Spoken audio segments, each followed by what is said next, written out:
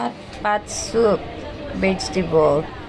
Mag-prepare lang tayo ng quinoa, chicken, mung beans, tofu, Chinese cabbage, long onion, tsaka itong hapa na to.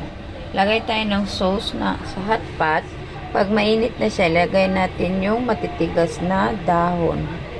Ayan guys, lagay natin yung quinoa, chicken, tsaka yung matigas na part ng Chinese cabbage. Long onion. Matigas kasi yan. Masarap ito guys, kasi malamig na ang panahon dito. Umuulan din ngayon.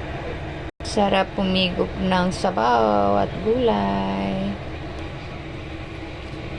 Palambutin lang natin yan guys. Today's dinner for my kids.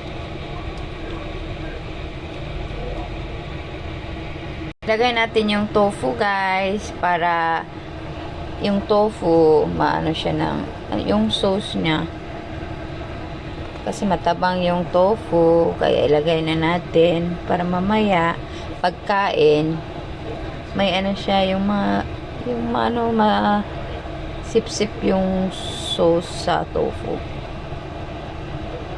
Guys, nilagay ko na yung daw kasi mabilis lang yan. Tapos yung tofu ilagay natin dito sa gilid. Mabilis lang yan sila kasi malambot yung dahon. Mabilis na maluto.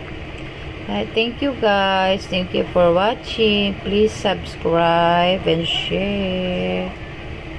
God bless.